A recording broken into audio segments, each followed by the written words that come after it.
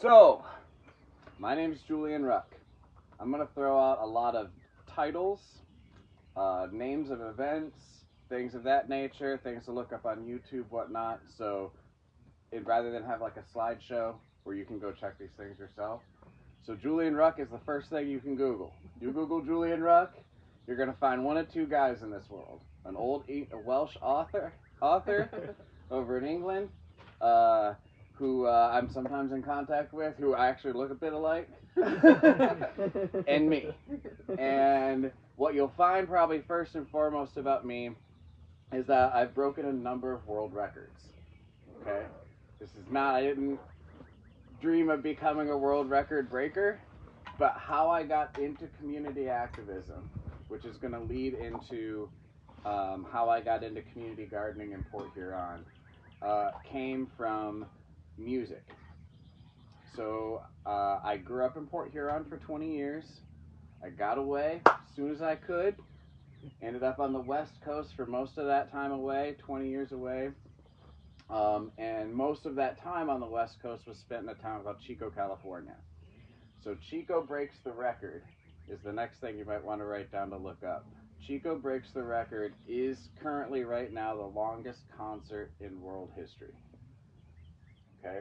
Now you've probably never even in your mind considered, I wonder what the longest concert in all of world history is.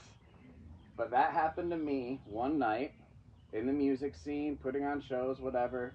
I had a super group I'd put together with some friends. It'd come together as a studio project, everybody playing on each other's songs. That group was called Electric Canyon Convergence, and that's on YouTube. You can see like all these songwriters singing on each other's music.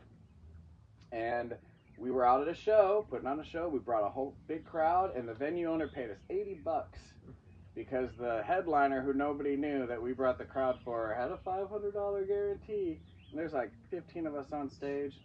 And in the past, when my bands have gotten kind of the rough end of the stick at shows, it's like, well, you kind of take it on the chin, part of the industry, whatever. But this one, I was managing other people, right? It was different. And so Papa Bear, in a sense, came out. And I was furious. And so I'm up till 3, 4 o'clock in the morning, just mad, just thinking about it. What do we do? What do we do? And I came up with 2 ideas. So we should just throw one big concert on. Just one big old concert. And then I thought, we should also film a commercial about our music scene. Well, that idea of one big concert became the 34-day long, 24-hour-a-day concert that was Chico Breaks the Record. 6 months later. Now, how many people have said, we should just, all the bands get together and do a show? Yeah. Like, it's not an original idea. But it's like, well, okay, but like, how do you do that? So I looked up, what's the longest concert in world history? Because I was like, one big show, what will be the longest be? And I saw at the time it was 15 and a half days. Well, 15 days at that time. And in the 6 months organizing it, somebody came along and went 15 and a half. And I thought, 15? I mean, okay. But like, we can double that. And for reference, Chico, California, by the numbers, 3% of the population in Chico is in a live gigging band of some kind. They're a live music performer, 3% of like 80, 90,000 people. So lots of music, lots to choose from. So I thought, well, we can double that. And that's basically what we did. And people always ask about Guinness. I was with them lockstep all the way. Let's do it. Let's get verified. And then after we finished, they're like, by the way, that'll be $4,000 and XYZ. And you need to reorganize your evidence. So instead, I traveled cross country with a girlfriend at the time and went to New York to their offices and hand-delivered the evidence and stopped at open mics all along the way and told everyone what we'd done and made a huge event of it. It was like, you're not getting $4,000 from me, dude. Like, verify us or not, whatever. And called it the Evidence Across America Tour. And then kind of went to war with Guinness. So the next year we did another longest concert that went 16 days to break that prior 15-day record again. and we called it Chico Strikes Back. But it was at that time that after organizing that, I was burnt. The scene was burnt, I was burnt, we were just tired. And so I actually took my kind of learning from the Chico music scene around the country and started putting on events in Fargo, North Dakota, projects in Portland, Oregon. I've done some stuff in Bend, Oregon, played in New Orleans a little bit. I tour solo as well, to kind of like, I'm kind of the lead, and I go around and check things out, and then I might, if I run into a good music promoter or venue, I might say like, hey, we've got something cool going on here. I know some people, and what that did over the years was build up kind of a nationwide network, social media, through Facebook and TikTok primarily. About 15,000 people follow me. And that was going well. Then my grandmother died in the end of 2019. And my mother, who's not mentally fit, she had nothing, nowhere to go, nothing. And so I had to go back to Michigan. And I was not happy. I was like, you gotta be kidding me. I'm out here doing my best, and people say, well, you're a good son. I always say, well, a good son would have enjoyed it more. But I did it, but you know, nobody else in my family had the space or time for it, so I did it. And I went back to Michigan. And this is where the story will get to something more relatable for you guys, I think. So I get back to Port Huron after 20 years away, having grown up dirt poor kid, like strangers putting winter coats in my family's front door for me, like as poor as you can get, really, in that environment. And that's why I left. And so came back, helping my mom, looking around my hometown, seeing all the peers that were like, we were all the cool kids, and it's like kind of fell off, or some went to prison, some OD'd. These things have happened in my time away, and it was like just like gut-wrenching. The poverty that was rare, and I knew growing up it was rare that I was going through what I was going through. It's commonplace now. It's like on every city block. And the people running the show are yacht clubbing it up, and we're on the water, and it's super great. And it's like, this city has 28,000 people, and a third of the children are living in poverty. I don't care how much money you got, right? So I kind of digested this over about a year, helping my mom, and now my mom's fine. My mom's in Western Kentucky. She's on disability. She's got a house she got with Kentucky Housing. I did my job there, but I'm still involved in Port Huron because, Grandma died. I go back. COVID hits. Like all of you, I'm sure you saw the fissures and cracks in the distribution systems and things, more so than other people. Like, oh, garlic's expensive for a second. That's a bad sign. I saw garlic bulbs for $2 each for like a week, and I was like, oh, that's not good. Usually like 50 cents each, So I decided the best that I could do for the community wouldn't be music stuff, which is usually my wheelhouse, but that the private life I'd been developing for my own hope to retire to my own homestead one day, natural building, studying cob, straw bale adobe, these type of things, gardening. It was like, this community needs that, right? And so I set out to start an urban gardening movement in Port Huron with the intent to end food insecurity permanently as soon as possible, for a number of reasons. One, the urgency of the situation.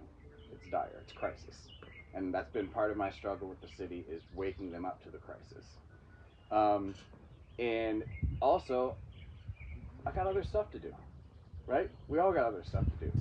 And if you take anything away from this talk, I'd like you to just include the phrase "as soon as possible" in your planning. One thing that always helps me is I never spend more than 5 minutes on something that isn't going to matter 5 years from now. Man, you want to put your life on fast forward. You got a neighbor, I don't like the way you grow your whatevers. I'm not even going to know you in 2 years. I do not care. And some people, that's rude. Okay, I don't want that person in the garden. You know what I mean? So basically, I found an opportunity to start urban gardening in Port Huron. Somebody I knew was leaving their beat to hell house for the $10,000 in back taxes. Her husband had died 6 years earlier. They bought the house together. They had kids. It just didn't come together. And so big hole in the roof, flooded basement, all of it. So I got the $10,000 together to get that house, to kind of have a headquarters and fix it up. And while that was the summer of COVID. And so I started gardening in the front yard. Now, if you want to start urban gardening movement, people will usually say, oh, go to your city officials, go to your whatever. They don't want to hear shit from you. They don't want to hear anything until you have results. They don't want to hear anything until you have numbers, until you have some kind of indication. So I would, in this little garden in the front yard, do the content garden, right? Put it on social media. Look at this stuff I'm growing. Who wants to garden? Shouldn't we have gardens in Port Huron? Wouldn't that be great? Literally like social engineering the community. I was saying to Sabrina last night, I don't think anyone had ever uttered the word permaculture in the city of Port Huron before I came back. And because everyone was like, permaculture, explain? I'm sure you've been there. So that was how I just got a feeling for it. And again, letting the community tell me through direct experience how to integrate urban gardening. I didn't come forward with a plan. And then we're going to design it like this, and no. Just put the garden out, see what happens. And that first year, probably the most important thing I learned is the children love it. The random groups of teens, or kids, preteens running around the neighborhood, Sandlot style. We were the hangout. I was the impromptu mentor that summer to kids. About a dozen kids, and only one set of parents did I meet. And it wasn't until the end of summer. And I didn't, they were to come to me if they wanted to meet, but that's how kind of untended the situation is there. So it was like, okay, and I don't have kids on purpose. So I'm not even like necessarily a kid teacher, but it was like, well, I guess I am now, right? I'll tell you about one kid in particular. He has a bit of a speech impediment. And at that age, a lot of people kind of ostracized him, and you could tell they questioned his intellect and his cognitive ability, so much to the point where he presumed himself to be cognitive deficient, where his parents did. And he was involved in an accident years earlier, which some say had something to do with that. But what I found with this kid, who I nicknamed Buckets, I gave all the kids nicknames. That's also a good piece of advice. Because then you can refer to the kids with this distance and there's some separation. So I call this kid Buckets because it was buckets of enthusiasm. He would show up every day, man. Because I was giving him, honest interaction, and not judging him for his stutter. And he had a temper, a very bad temper, because he'd get emotionally frustrated. But over the years, I'll tell you, Buckets, it became very clear to me, it's all getting in. The problem is the getting out. And so he just learned to be quiet. I helped him with controlling his temper.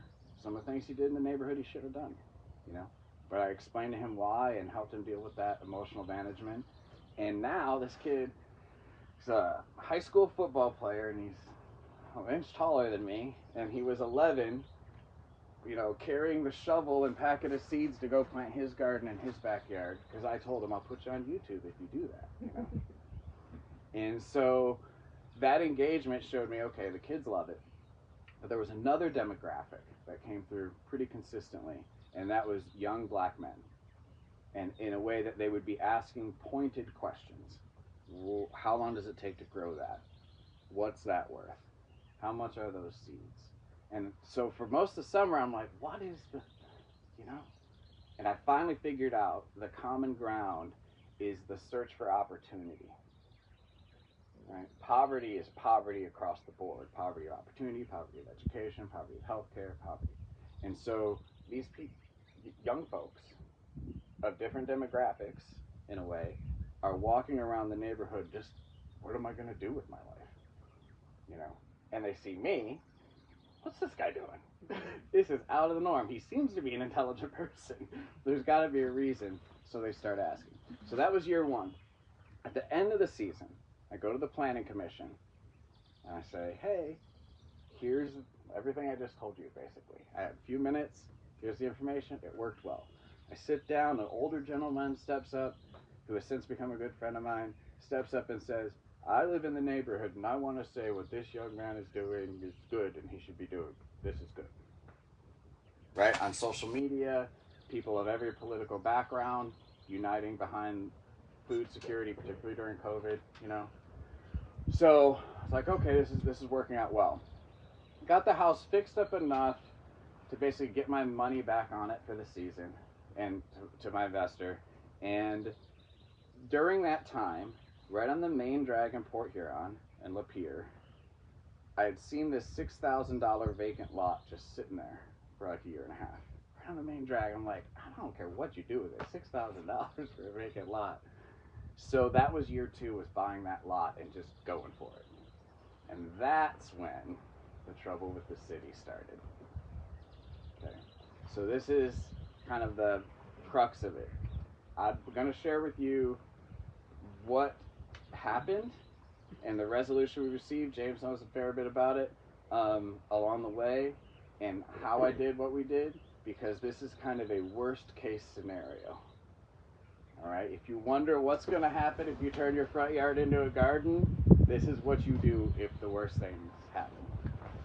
So the blight inspector didn't even get out of his car. You shouldn't garden in the city. Hand me the paperwork, drove off. A partnership I'd been developing for months and months fell apart entirely. Nobody wanted to, scared of the blight department, this, that. Well, what am I going to do? I bought the property for this purpose. Oh, he drove away and handed me paperwork. I guess that's it. No, so I go to the blight hearing. Get to the blight hearing. With video, show the judge. Look what we're doing. It's fine. I'd already spoken to the city manager one time. He said, yeah, whatever, it's fine. So the blight officer was kind of out of the loop when he came at me. So I figured we were fine. Go to the blight hearing, get it all figured out. Yes, we're totally fine. Judge, keep doing what you're doing. This looks great. Months later, middle of the winter, same blight inspector cites us for our shed, for a storage shed, having a, an unpermitted structure on a vacant lot.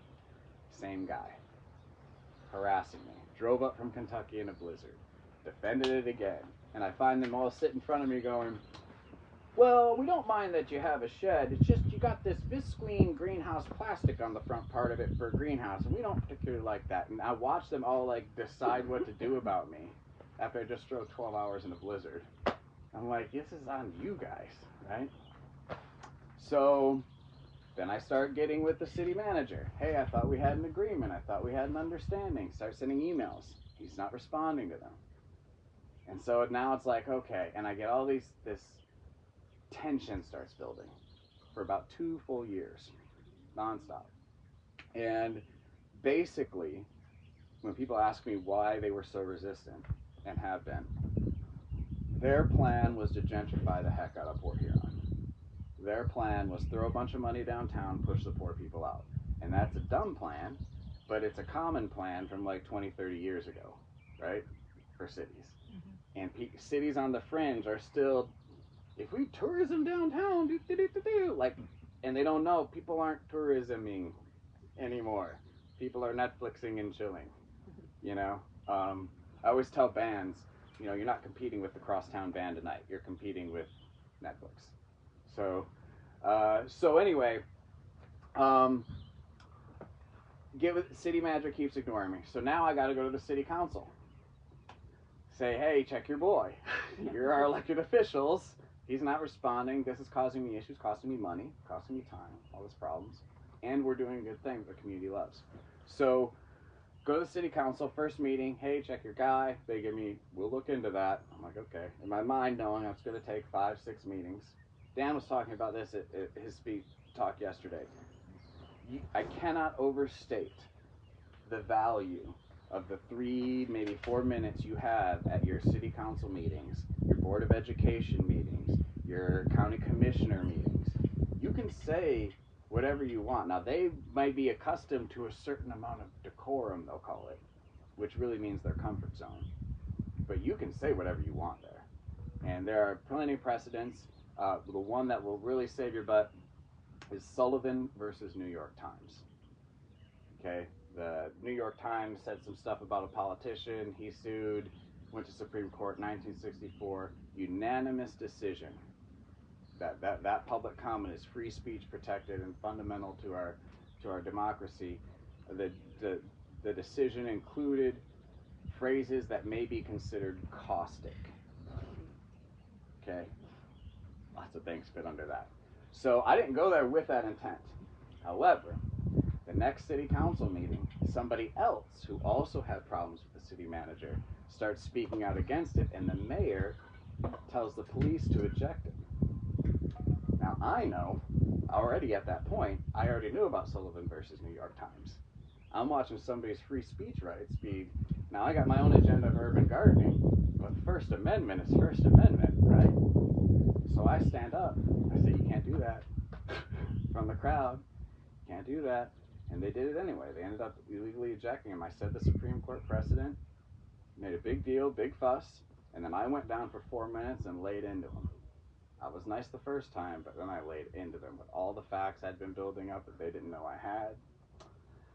And it was such an intense encounter and so blatantly illegal. My own time was cut short as well. That footage of that city council meeting, the city has refused to put on the city's YouTube account. What about FOA, yes. And that's what's happened. There's a YouTube site called Great Lakes Accountability that did get it, and you can find it elsewhere, but it's not where it should be, right? Mm-hmm. Now, when I was standing up, here's what's going through my brain. First of all, there are 3 gates, 3 thresholds, whatever you want to call it, for saying or doing things. Should this be said or done? Period. Right there, 80% of people shouldn't be saying and doing the things they're doing. Should this be said or done? Should this be said or done by me? Is this my responsibility to say or do this thing? And should this be said or done by me right now? And if you get no to any of those, don't do the thing. If you get yes to all 3, you have to do the thing.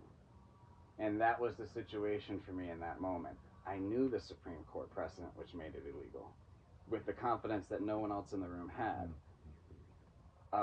It was happening in that moment. Was it gonna sidestep my urban gardening plans by causing some kind of strife? Quite possibly. Would I be able to look at myself in the mirror if I didn't stand up for the thing? No. But also while standing up, in my mind, worst comes to worst, I can leverage this illegal activity to get what I want from urban gardening. Like, if it comes down to it, you know what I mean? You just bait them into that. And that's exactly what I ended up doing over the next year. I mean, I kept going to city council meetings, reminding them, why aren't you publishing that? Fascists, picking and deciding. Don't call us fascists. Don't be a fascist. You know you're all liars, right? Like, dude, like, on and on and on. Kept getting more intense with the urban gardening stuff. To the point, basically, where I just started building a cob storage thing. I basically made it like a table that you could store tools underneath because they wouldn't let me have storage. So I just started building one. And I built an outdoor kitchen. And they wouldn't let me apply for variance because I was a residential lot. But at the same time, they decided they couldn't fight urban gardening entirely, and they would support another effort on the south side of town and give them a variance for their property. Favoritism, illegal, can't do that. So I lawyered up, and at one point, when they finally said they couldn't give me the variance, they wouldn't give me an opportunity to apply, and I built them anyway. Then they said, well, you got to tear them down, and instead of that, I made them prettier. And they said, well, we're going to bulldoze. And I said, and this was at a blight hearing, I said, well, I've been on smoothies for 4 days in preparation of a hunger strike, and I will chain myself to that outdoor kitchen, and I will start a hunger strike, and my people know this is what we're going to do. And all of a sudden, well, here's the form for filling out a variance. But I literally had to threaten a hunger strike to be given the form that other people were given. So I got the form, applied, went to the variance hearing. Everybody's like, this is how we're gonna work it out. People in the neighborhood who were frankly pretty upset for the diversity we were bringing to the neighborhood came down and complained about me. People I'd never met, people I'd never talked to, people who lived blocks away. I don't like it. There's nothing to harvest there. It's kale, it's beets, it's carrots, but they don't see big red tomatoes, so there's nothing to harvest there. So the variance board says, well, we'd be inclined to approve, but these people are upset. Unsworn statements, hearsay, etc. And so here we go again. So now, after the variance board denied what even the building department was like, God, these people just go away, because we had a plan. So I had to sue the city of Port Huron, which ended up costing about $12,000 in legal fees entirely. And we did not go to court, but in the suing, I was in California putting in a garden install there for some friends that hired me. I was taking train trips back through the winter to go to council meetings while suing the city for 4 minutes to give them hell.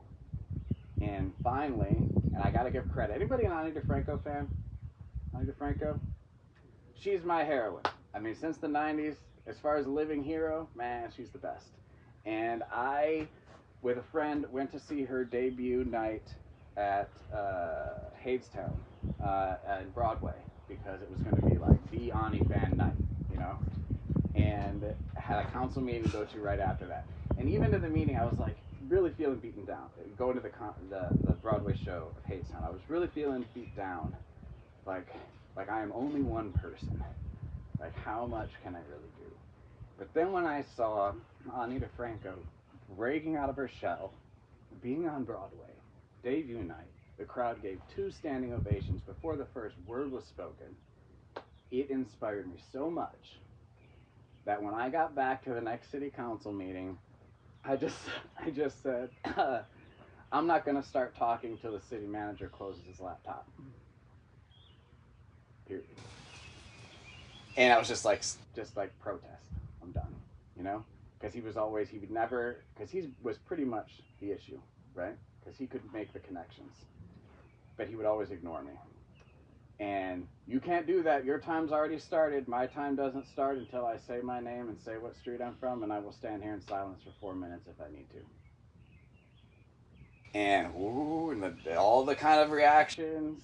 One of the city council members who I like, she goes, woo, one of those little moves, you know, like, and it got intense. And the video I put on TikTok, as I do always. Use social media. That's your army. You be on YouTube, Facebook, and TikTok at least, and share those things, because you never know what's going to pop off. And that video of me saying close your laptop to the city manager and all the drama that came from it, just pointed up to me, got over 500,000 views, which is my most viral TikTok video for sure. And it got it because they were waiting to see if he'd close his laptop, right? And the algorithm, the longer you watch a video, the more it gets out there. So all of a sudden, you look up City Manager James Freed on TikTok, even now, that's the video you're going to find. All of a sudden, there's a 500,000 view viral video that the city's got to contend with, and emails coming in from all over the country, and follow-up interest videos, people asking me questions, me answering them on TikTok, this whole flurry. Now, the next step is, because I'd been out in California, the city manager had felt it was a safe space to start coffee meetings with the city manager, public, So I made that trip back to that council meeting a few days longer so I could attend one of those, which was the first time since our very first meeting that he would be forced into an open conversation with people around. And when I showed up there, not only were people around, there were people there filming it. So I got to start by saying, knowing this viral video is happening, by saying, look, I'm here to untangle this. I don't want drama, but we have to start out acknowledging we have never had a proper conversation with accountability. We have never had, and as I started explaining the blight officer who said you shouldn't garden in the city. City man, he didn't say that. Oh yes he did, and he admitted on public record that he did. But you didn't know that because you wouldn't listen, you know?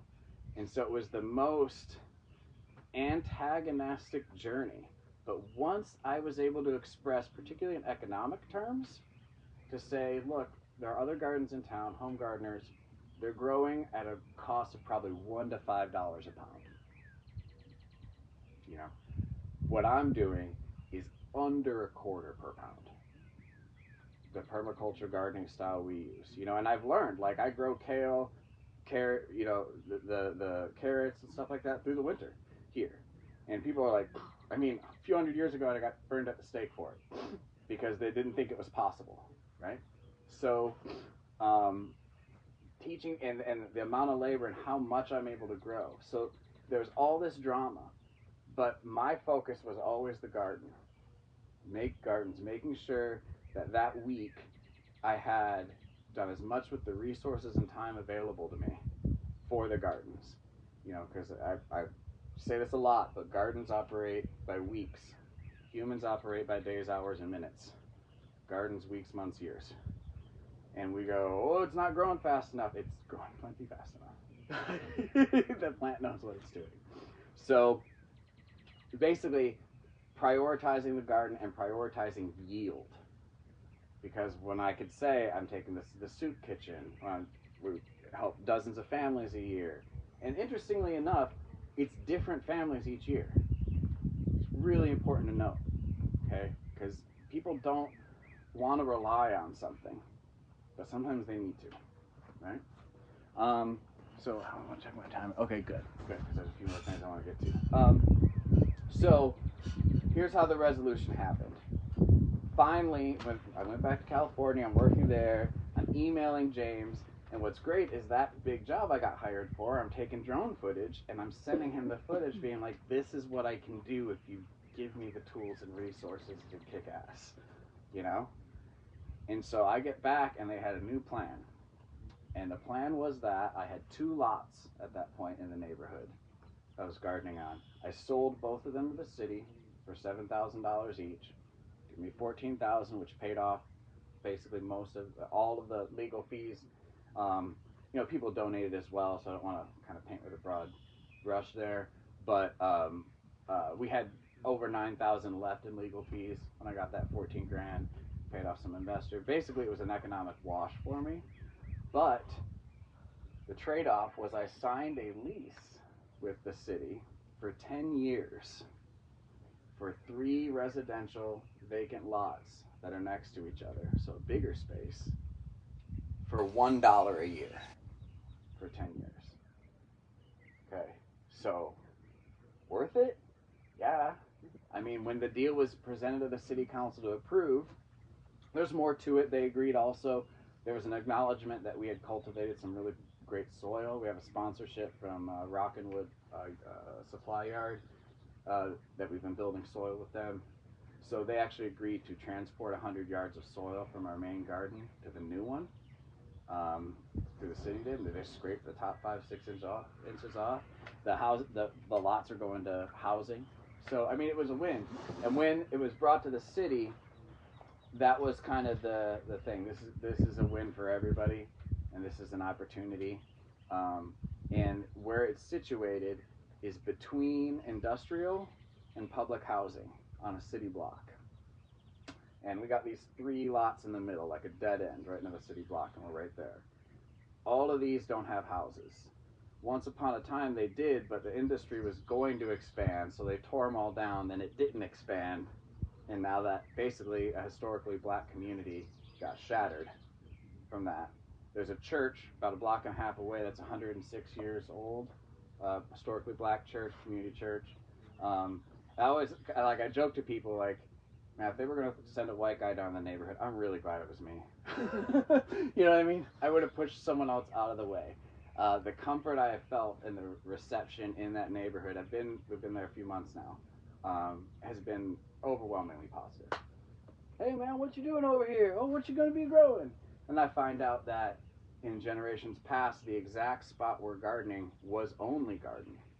it was the backyards of everybody on the street, and that was where they were kind of collectively gardening back then. So we're taking the soil they created, which, and I remember when they told me it was gardening, I was like, yeah, I knew it.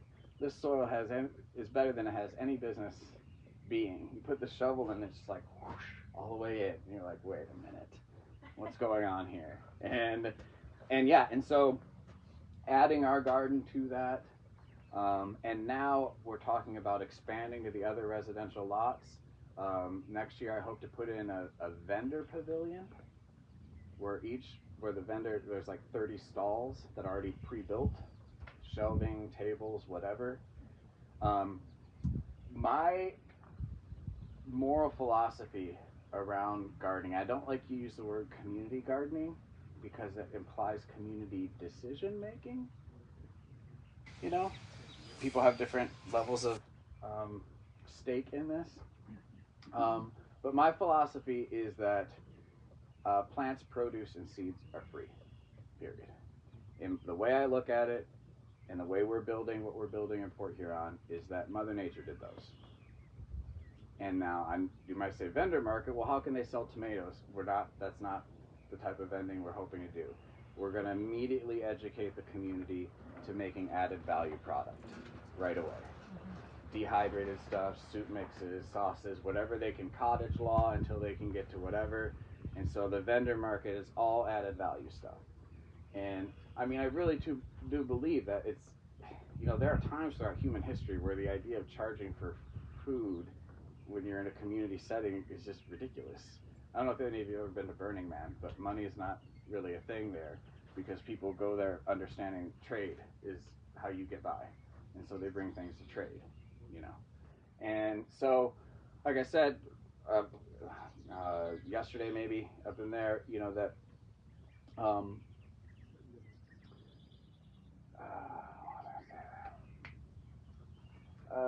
I forgot. Sorry about that. So basically, building out this space, got a vendor pavilion going in. The Neighborhood Improvement Authority is all for it because I said everybody's going to have to pay taxes through what they sell through there at the city. Maybe we can earmark that for the neighborhood. Also want to put in a stage and some, basically a greenhouse around the north, on the north side of our property. And then on the back side of that, some tiered lawn seating for the music, a food truck area, native plants and disc golf, a petting zoo, drone racing through rings in the trees, every little thing I can fold in. On the stage, I want to do a side bike pavilion that charges the power for the stage. I don't know if any of you have ever been to events where the stages are bicycle powered, but it's way more exciting than you would think because people get in line and you can only be on there 20 minutes. Somebody else, it's their turn. Particularly if you put a little meter next to the bikes that people can see what their power they're creating. I never thought of that. That's great. Yeah. So when the deal came to the city, I told them that I do believe that the deal makes up for a lot of lost time. And that I would appreciate if they passed it. And of course they passed it. And the crowd was applauding before they'd even passed it, while they were so it was a very good moment. Felt good for everybody to have some kind of resolution. But that left me at economic zero. So my last little bit here, I want to explain our plans and how we're going to build our economy around what we're doing. Because if you're not selling the tomatoes, how are you paying for it, right? So I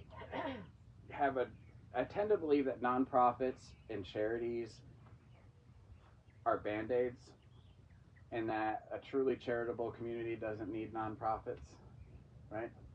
And they sometimes give a false sense of we're doing a great job, and they also can become more about self-preservation.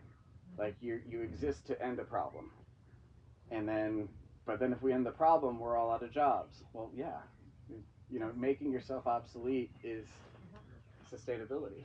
It is perpetuation. So part of the struggle I've had with the city is though I did make a nonprofit with a board just to appease them at a certain point, I was like, look, I just want to do this as a business, like an LLC. Just let me just do it. And now what I've done is I was like, okay, I'm going to start a new brand for the Southside location that unites the whole community in a Port Huron versus everybody kind of way, non-political. Guess I better go to Wikipedia and look up Port Huron. And I'm looking through, and I see it over the years, Port Huron has had so many nicknames, and I see the nicknames, and one just pops out to me. And I was born and raised there, I'd never heard this nickname before. And the nickname is Matchstick City. Guess back in the day, yeah, when Port Huron used to burn down a lot of arson, it was a derogatory nickname for Port Huron. I call it Matchstick City. And so I had to get with the museum to be like, was there a matchstick factory here I can't find? You know, like to find out that that's the source of it. And some of the older heads in the community, you know, kind of relate and go, oh yeah, I can see where that would be. So I've now trademarked Matchstick City, filed for trademark, which is about $1,000 all told in about a month. And waiting for me back in Port Huron is an order of sample shirts of different fits and, you know, materials for me to go through that have Matchstick City right here with some yellow, orange, red, and Port Huron to blend the two brands. And even the city officials who I've had, yelling matches with, when I show them that, they go, oh, that looks really nice. Oh, that's pretty cool. You know, I got to, after Mayor and I yelled at each other more than any other two yelled at each other in those spaces. But after everything settled, I asked if I could go to dinner with she and her husband and talk about what I wanted to do, which I'd been kind of wanting for a while because her husband had been my 7th grade gym teacher. And I really wanted to thank him for protecting me in the times that he did, you know? So I finally, after all the drama, was able to sit and have dinner in a public place with the mayor and her husband, thank him for what he did. She got to feel proud of him for what he did. And all of a sudden we were having conversation. And when I showed them the Matchstick City thing, they liked it. And when I said, you know, we're going to take this and make it our own, you know, Port Huron's the easternmost point of the state, so we have the first sunrise. So really leaning into, you know, up and at 'em, and this is our community. And, you know, the work ethic in the community is, for all the bad things I've said about Port Huron, the work ethic is its strong point. The community's been beat to hell for 60 years. And if you stuck around, you're a hard worker. You have to be. And the more upper, you know, echelon financially, people don't really value that as much as they. Nobody wants to work anymore. And it's like, in this town? You know, I had to explain to the mayor one of the best jobs in town is DoorDash. You know, $20 an hour, pick your hours.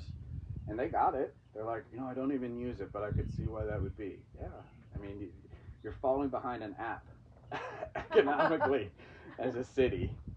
And the more I've shown economic viability, educating people, the name of my garden is Polly's Place. So that has been from the very beginning. We've had a mascot, Polly the Possum, which we have not been able to market yet.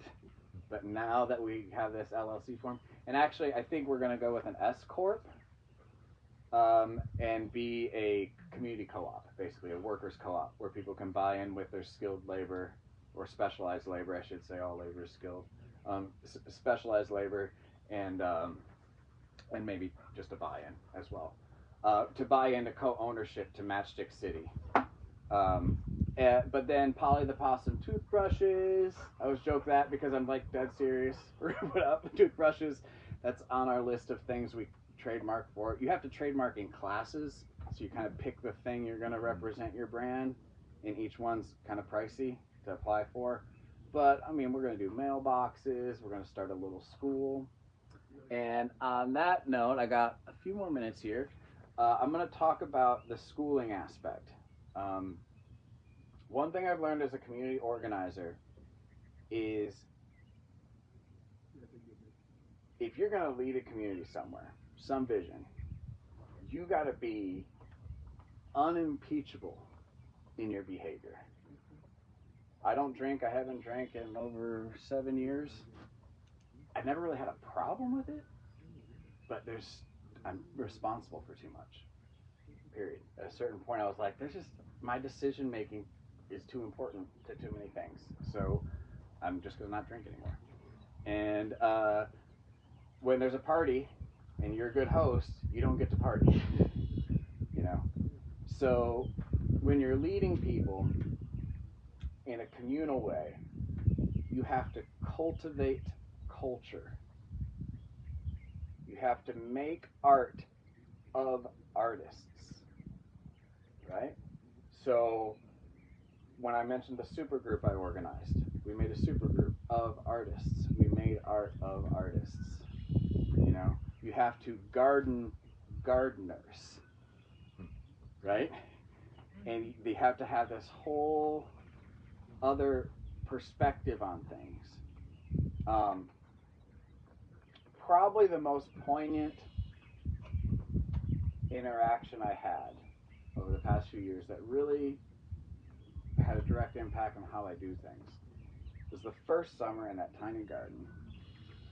I was just out there doing whatever, and this older black gentleman with a cane comes over slowly with a sense of, you could feel it, like shame on him. And he says, you know, hey, these for free or whatever? I said, yeah, I'm just growing them. People can have whatever. And he goes, oh, I gotta tell you, yesterday I took some. And some of these greens, he says, I'm diabetic, which is why I brought up the cane and such. And he says, and I just needed iron. And I was like, a bit glib in retrospect of like, oh, it's fine, man. Like, don't worry about it. Da, da, da, da, da. But on the inside, oh, like the food is free. You know what I mean? Here's someone with a genetic predisposition to an issue that he has that he needed help with, like medicine. Food is medicine. And he was covered in shame. And there was nothing I could really do to disjar that, break that shell from him. And that's when I came to really understand that that is the struggle we have with free food, community gardening in any community. There's a sense of shame associated with receiving that kind of thing. And so I will go to council meetings with a big box of garlic and just hand it out to whoever walks out that I grew. Because I'm trying to break the idea that free food is for poor people. Mm-hmm. Free food is for everybody. Yeah, that's good. You know, and that is the struggle we're against. Because someone will come to the garden and be like, no, I'm fine. Give it to someone who needs it. Are you hungry? Are you a human being? You know, and we still have so much abundance. I compost a lot of stuff. Lots gets turned over. Like, there's no lack. You know. Also, the generosity of any community exceeds the need. Mm-hmm. The problem is where's the connect? So this new Polly's Place location, the city manager, to his credit, I think you guys will appreciate this, he used city funds to buy us a shed. Wow. He spent like $3,200 of city funds. He has like a $14,000 miscellaneous budget he could tap into every year, and he's like, I'm gonna hook you guys up. I'm like, thank you. And so that shed is quite large. It's like barn looking. And the front 2/3 I intend to make a food pantry, with the back third with the hand tools, because we don't need much in the way of power tools, right? So I got somebody who's going to be doing shelving, and I go to the county commissioner meeting, which these people are mostly farmers, associated with farmers in the county, right? And I say, hey, look, we got this garden coming in, but as much as you could give us your overage for this food pantry, we'd really appreciate it. Well, when I went and asked for that, one of the commissioners said, you know, I got a greenhouse and I got some two-leggy plants. I can donate you some new plants to the new space. And he drove up a truck of 45, 50 trays of plants. Oh my God. Well over $1,000 worth of plants. So even though we started late season at the new Polly's Place, it's like, oh, peppers, just throw it all in, like we're caught up. You know, I had the heat we just had like a week and a half ago. I was out there like wheelbarrow to the park, fill up the water, get back out there. eventually we're going to hook up to a fire hydrant temporarily. But what I've learned in Port Huron is we don't need to irrigate at all. I mean, establishing a garden, maybe for funsies when it's scorching out, for a couple weeks in the summer, but gardens do just fine without it. And in fact, I think the plants grow stronger because they reach for the water. So basically, it's basically kumbaya now, right? And the only issue, and this is a good thing to close on, I think, the only issue is the people who don't like me in the community, because I'm Californiaizing their town, because what they mean is we're queer friendly. What they mean is we celebrate diversity, and they don't like that. And they can't say that, but they'll come at the garden, right? Well, these people had been kind of mollified by the aggression the city was showing me. But what I know as a traveling community activist is now that the city and I are getting along, somebody in the community is going to pop off. Mm-hmm. And they do verbally on social media, and I block and whatever, but there's an amount of time. And people have like shredded our diversity yard sign, It's only a matter of time till somebody comes for me physically, for violence to happen. That is definitely going to happen if I just stay in town and be king of Matchstick City, So, again, making myself obsolete, building this community co-op. I've told them that for the shirts, we're going to release a shirt for each garden that funds those gardens, and a brand shirt each year, and with a different design, and the artists make a competition of it. The artists will always get 10% of net profits for each shirt. We make it just a yearly thing. And so this year I'm getting that 10%. Finally, I make some money. It'll be like 80 cents per shirt when it comes down to it, after taxes and everything.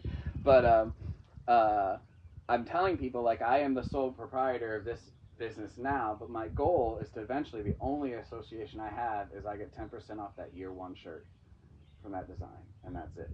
Because if I still have to be there, it's not sustainable. You got to know when to let go, and in a way that is meta, that is beyond what people expect. Because honestly, as soon as everything's going great, kind of like Mary Poppins, when they need her, she's there. As soon as they want her, it's time to go. And it's, you leave a community in a good space, you leave with a good relationship, and that allows you to interconnect with other communities. And I wouldn't have been able to do what I did in Port Huron if not for the communities around the country that I've done work in that still follow me on social media. That variance application I talked about was a $500 fee, and I was like, okay, I'm going to get $500 real quick. And a masseuse friend of mine in California who used to go to my first band shows a lot, who owns a massage studio now, she sent me $300 to put towards the variance. We've been friends for 20 years, haven't seen her face to face in a number of years. And those kind of things, I could spend an hour telling you about all those kind of things. People will follow your bliss so long as it aligns with theirs. And then I guess what I'm getting at in closing is, never confuse the two and make their bliss your bliss. Never make their bliss your bliss. Never, and know when to break away. Don't use community gardening as a way to set yourself up with social clout. Remember the movie What the Bleep Do We Know? Okay, there was an era of quantum physics, pseudoscience documentaries that came out, and I think it's from that one. This is what I'll end with. There's a woman in the crowd, and there's a young man. All the trappings, like a guru. He's got the staff, he's sitting up there, and they're all sitting around him, and it's at San Francisco, and you're like, of course it is. and they're all sitting down, and the one woman says this kid couldn't have been more than 23, 24, who's this guru for these people, says, "What's my purpose? How do I find my purpose?" And he goes, "Your purpose? Your purpose? Your purpose is sitting right next to you. What you're talking about is fucking recognition." Man, right? Mm-hmm. And I was like, "Okay, kid, all right." And I take that with me everywhere. Your purpose is your interaction with people. Not, "I'm the director of such and such, don't you know? You know, I got famous doing this. I got famous doing that." You know, people, how you start urban gardening in your community? Literally, talk to your neighbors. Literally, garden in the front yard. Your purpose is within arm's reach. There's somebody who needs your help within 100 feet, 200 feet, 300 feet of you on your day-to-day. And, you know, we have all these top-down big visions. But just like Mr. Rogers said, take care of your neighborhood, and all the neighborhoods are taken care of. So, that's it. That's all I got for you. I have a question. Oh, yeah, sorry, yeah.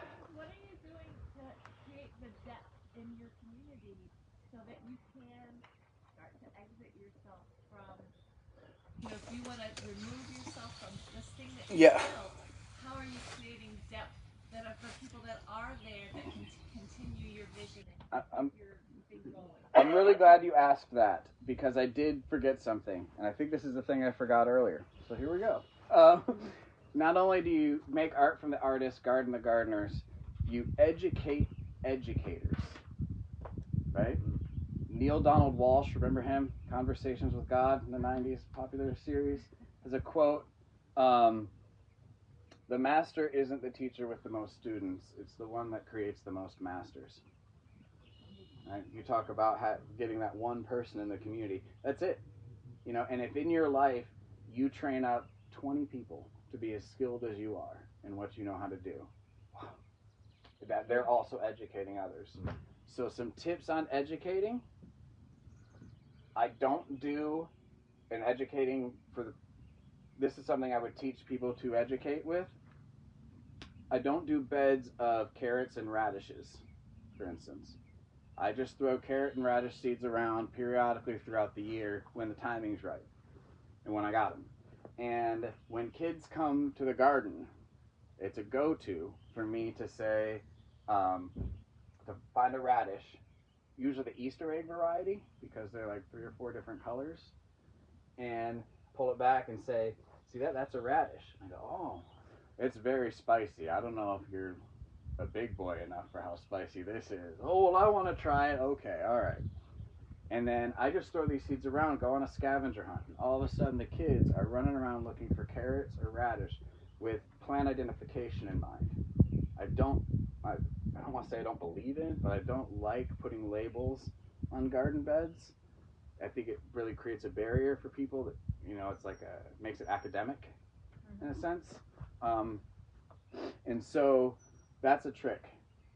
Another thing that I've learned, because I've seen it dozens of times, is when somebody pulls a carrot out of the ground, no matter their age, the same look on their face. They just did a magic trick. You know what I mean? They've never done it before, or very rarely, if ever, and they look. And then, this is my favorite part, is over time I've recognized that when somebody pulls the carrot out and they got that joy, carrot joy, they immediately show the person they love the most, right? And when you see families out and the person pulls out the carrot, and, you know, I said the wife pulls it out and goes straight to her kids, "Hey, look at this," you know, and the husband will pull out, "Honey, honey," push the kid out of the way, "Honey, honey," you know. That's of course a blanket statement, but as a community organizer, you have to be piecing those things together all the time to be as effective as you can be, to do things as soon as possible. You know, people gave me a lot of grief for the way I pressured the city, but it was always with this as soon as possible, this sense of urgency. And that's really what broke through. if I'd have been like, wouldn't have happened, you know. So, yeah, finding fun ways to teach people in the garden so that it's entertainment. That's part of the deal with Polly the possum is there's actually a scavenger hunt. I'll add this. One of the things I want to do for all our gardens in Port Huron is, like at Polly's place, there's going to be an arrow-shaped garden. Everything visually from above has a unique look. We don't do lines like this. We do shapes and whatnot. So there'll be an arrow with a falling fruit pointing up to another garden I have that is a tree design that will have a falling fruit, and then in the landscape, Google Maps, and then in that falling fruit, maybe a heart, and then a big heart over in another garden with a bird inside, and that is permanence, because how do you make sure nobody ever, bulldozes your garden? Is make it a cultural artifact for your community, make it a really big deal, and layer in all these things like be sacrilegious. And over the years, though I have not really released any Polly the Possum merch, in Port Huron, if somebody sees a drawing of a Red Riding Hood type caped possum, they know it's Polly the Possum. Polly is as real to Port Huron as Mickey Mouse is now. And that's to answer your question. Those are the things, focus on educating educators, bring people into an inner circle of learning, and be like, okay, here's this, but then also impress on them that they also need to bring people into that inner circle of learning. And as a musician, I'll say it's always good to leave them wanting more. Leave them stumbling as they get out of the nest a little bit. Let them learn how to fly, but be available, phone call away. And with permaculture, the advantage is over time, it's less labor for more yield. So if this were conventional gardening, none of what I'm saying would work. That's it. Any more questions? Just a quick one. So, yeah. Like yourself, and I mentioned Kelsey yesterday, one of the farmers, her specifically, I was able to watch her trauma as she fought for her farm. Mm-hmm. City council, township, all this stuff really affected her. Mm-hmm. I mean, permanently, right? So how do you manage your mental health? That's a great question. In those situations. I can't say I managed it perfectly. I actually had to get on medication for stress. I was having seizures. Yeah, because you asked, I don't mind saying I was having seizures. The people I stay with are very supportive. They can testify to the fact that every couple weeks I would be in the bathroom and have to and when I went to a doctor, she was like, it's your stress. It's causing all kinds of things happening in your digestive system. So she put me on anti-anxiety medicine, which helped. And then now that I've recognized where the source was, because of course I thought that maybe there were other medical issues going on, I was able to, kind of deep breaths. It's weird when you're putting all your heart into something, and sometimes people come into the garden and be like, well, why don't you have this? And it's like, this is out of my pocket, right? You know what I mean? Like, and so the stresses do kind of mount, and you learn how to be, from it. But yeah, I wouldn't. Yeah, I don't encourage anybody to take on more than they can take, and I probably took on the very limits of what I could take. Before this, the 34-day concert was the greatest accomplishment of my life, without question, and that was almost 10 years ago. But now this is, because I feel like on my path to end food, and it's a small town.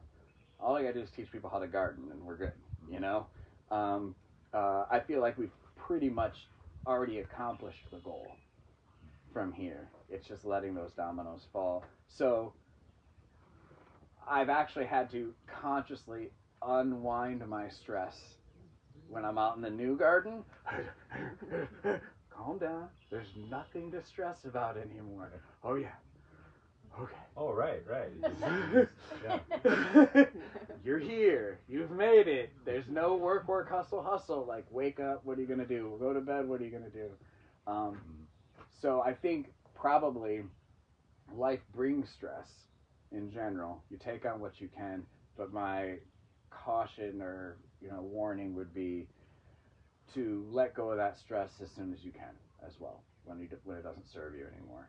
And that's something I'm still practicing right now in these weeks. So thanks. Yeah. Good. Good. Hey! Thanks. Oh, I'm the worst. I want to say also this talk was sponsored by Dorn Geek. Okay. Dorn Geek is my buddy who I stay with, who paid for my travel expenses to get here. Anybody fan of Star Wars? Star Wars, I got a nod right there. There we go, Star Wars Twitch. Let me hand these out real quick. What is it? So basically, he goes on Twitch and he live streams in like a Vader mask and does a bunch of weird stuff. While also, Dorn Geek, while also like people will, do things on his stream and he'll drink water through his mask and it pours down him and but he also talks about Star Wars trivia deep. So if you have a Star Wars friend, this is, absolutely. And this is his new brand, Dorn Geek, and this is his dog Leia. And so, Of course. Basically, David, we were roommates back when we were young adults in Port Huron, and then I went away, and when I came back, he had known enough about what I've done that he's basically been my Samwise Gamgee to Frodo in this journey. So, thanks, David. I have a friend that's in the Star Wars. I will give that to her on Wednesday. This will be she'll love this. She'll